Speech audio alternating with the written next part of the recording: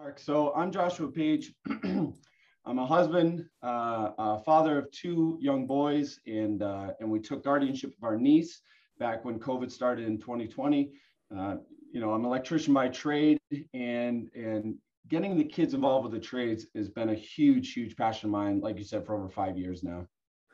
Now, I've been doing a bunch of research on this because I went into a trade. I became a chef right out of school and Yep. did that until I was 30.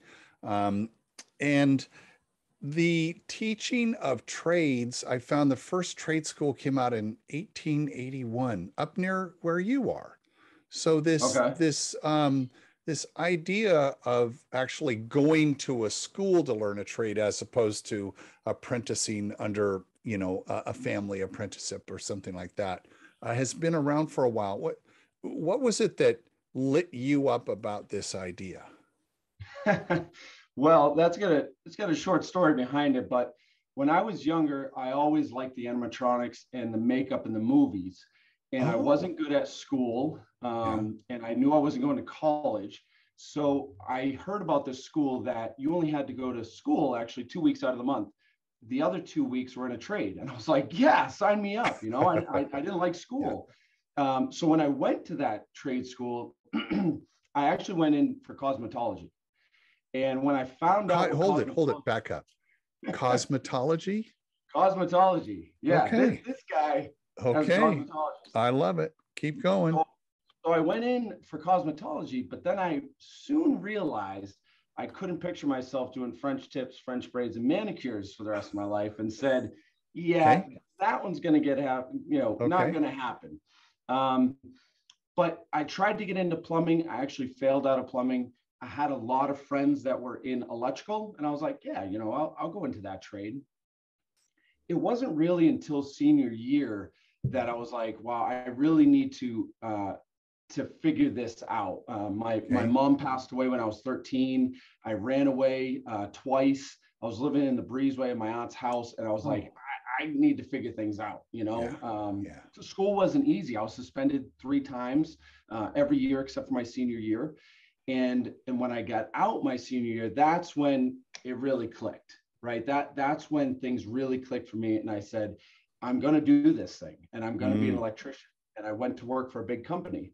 And I remember growing up, my father always told me, he said, Josh, you'll always have a job if you work with your hands, right? And I'm like, okay. okay, yeah, that makes sense. Okay. Plumbing, Sure. electrical, cosmetology, whether they're doing hair or makeup or nails.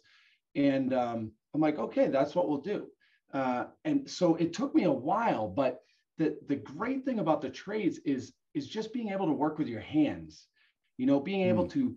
to look at something and then build it with your hands, and you get to see it work, or the light turn on or the faucet work or whatever it is. And that's really what intrigued me, but it did take a while. The so how much education did you get around being an electrician? Was there quite a bit, or was it mostly on the job? So I got the 2 weeks on and then you go work. How long was that program? Yeah, so that was the typical high school. It was 4 years, so Got it. ninth through 12th grade. Oh, And okay. and actually, I was the last class, graduating class of 2002, that MCAS in Massachusetts didn't matter in order for us to graduate. So I got I think it was about 1,500 work hours towards my electrical license. And at that time, we needed we needed 8,000 hours. So I got 1,500 of those hours by just going to a regular high school. Yeah. And Yeah. then when I graduated, then I went to work full time for an electrical company, and I received the rest of my work hours along with what's called theory hours, which is a school, right? It's Sure. related. Sure. Sure. Sure.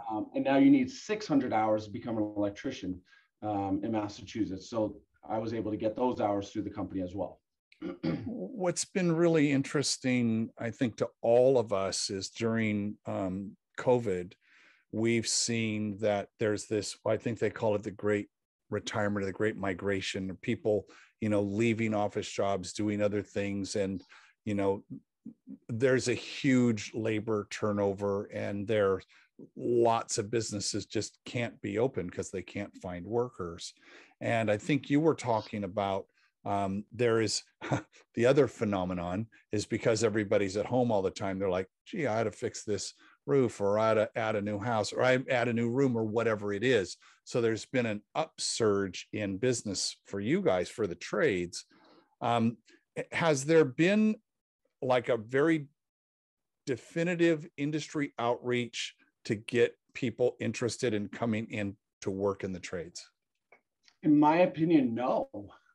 We were seeing this about 5 years ago, and that's why I've been speaking on it. So COVID's made it worse, but I've been speaking about this for 5 years because I've seen it. The average age of an electrician in Massachusetts is about 52 years old. The average age of a plumber is about 57 years old.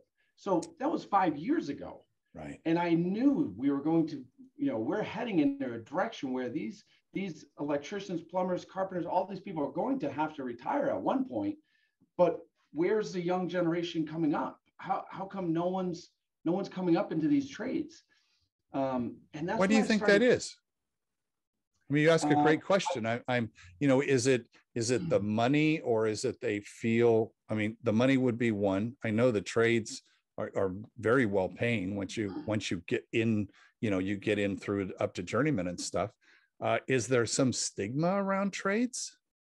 I really think there is. I think it's a two-part. I think it's number one, parents, and I'll get into that in a minute. And I think the other one on the dirty trades, right? Like dental hygienist is actually a trade, right? But that's a clean trade.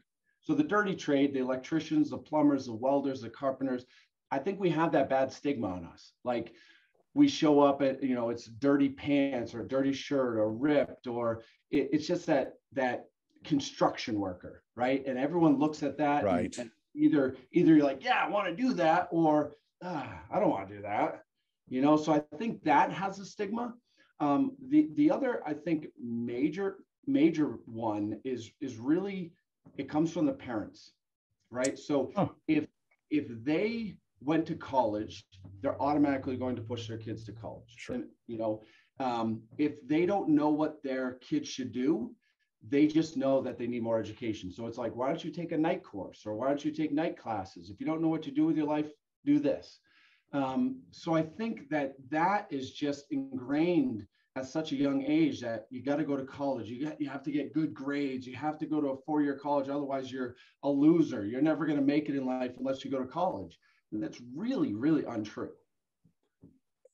On the dirty jobs back in 2018, Mike Rowe, who has a TV show, Dirty Jobs, Forbes interviewed him, and he said 80% of the construction firms that they'd interviewed have a hard time finding qualified workers. And there's plenty of work, and it's, to your point, it's really good. I mean, there's something very fulfilling about building a house and looking at it and go, yeah, I was a part of building that house. Something that comes to mind is, do you go and do career days in the high schools?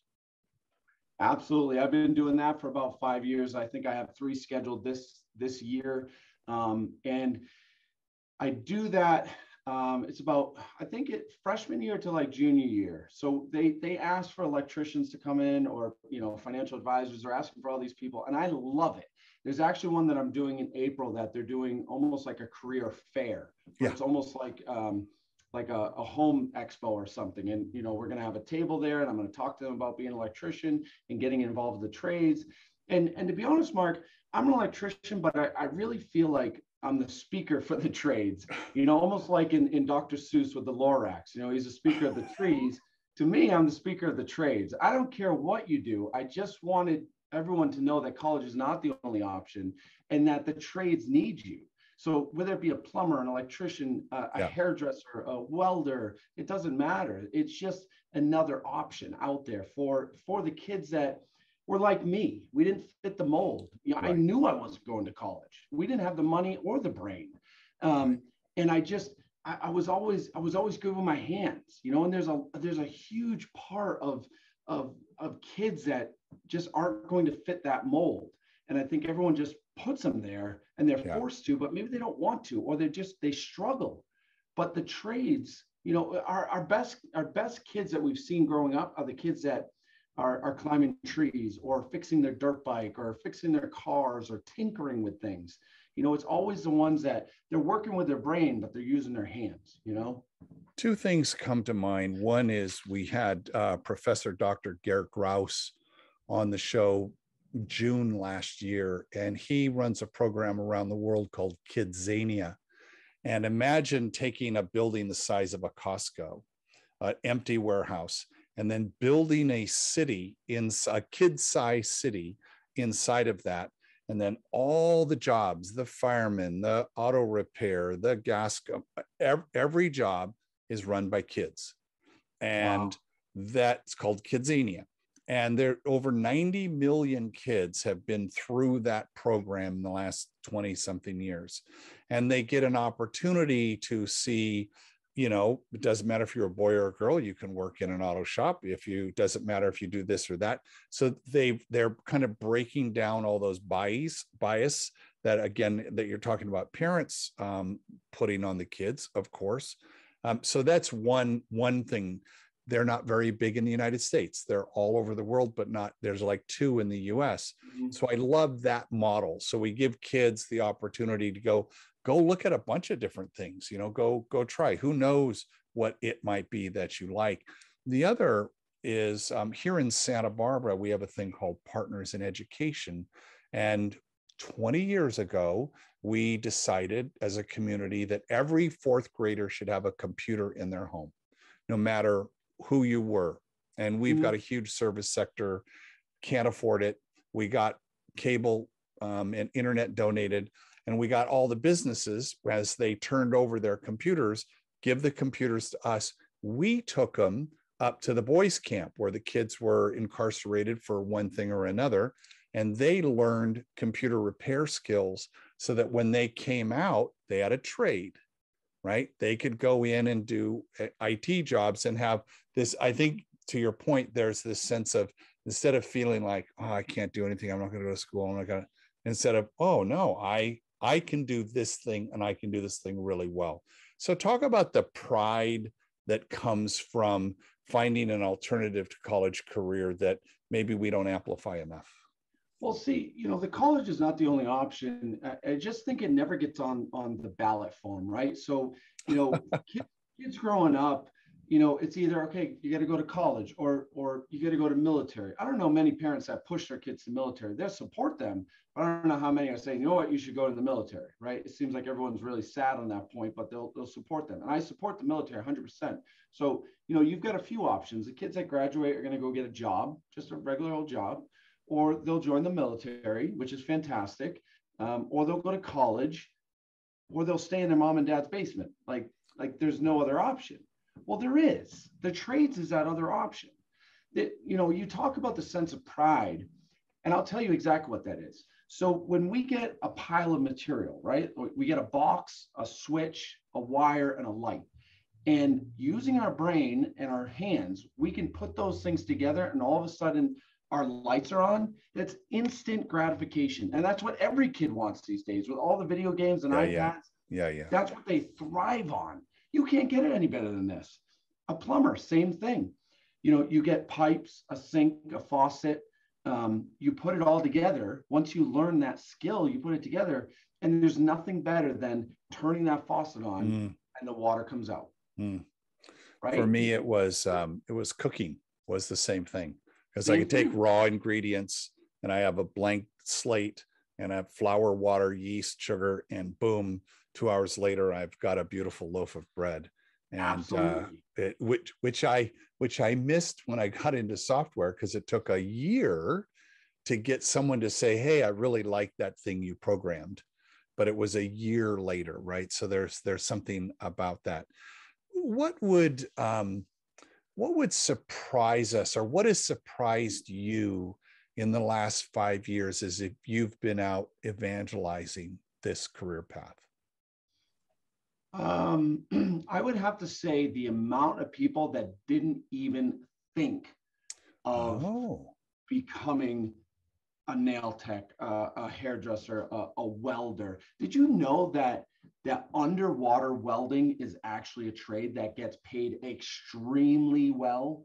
underwater welding. You take welding with, you got flames and torches and arcs, and you can't envision that underwater. But that's a trade that pays very, very well, you know. But I find that people just, they just didn't even think about it. They're like, oh my God, yeah, you know, like my son likes to do this. Okay, great, put him in the trades. I had a conversation probably a month and a half ago.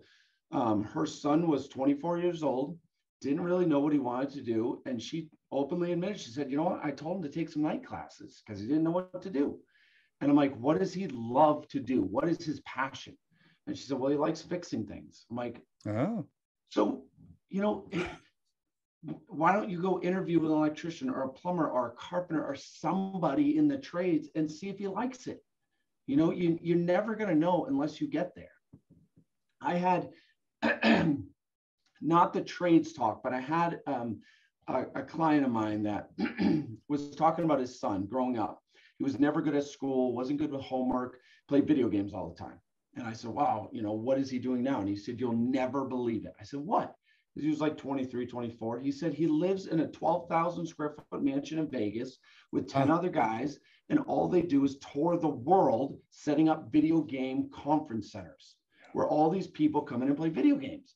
Yeah. I'm like, you know why? Because the kid found his passion. Yeah. You didn't force something into him. College is not for everyone. The trades isn't either, but it's just another option that people just don't really consider. And it's extremely needed. I mean, if you look at the pandemic, especially over the last 2 years, who has been the busiest? Who excuse me, who can't find enough workers? We've got so much available work and buildings and fixing things and building things. It's all the trades. It's all the skilled trades that are so busy, you know. And like you said at the beginning, you know, they were home, you know, or you know what, the roof leaks, I should probably get the roof fixed now, or we want to put it on addition. Or what about all these people that are working from home? Like I'm sure you're in your home office right now, that now needed internet or Cat6 cables or stuff run so that they could make money from home. You know, it's Josh, just, I am so glad we had the chance to have this conversation, because it's gonna light up a lot of parents who get to see this thing. I really appreciate it. Absolutely.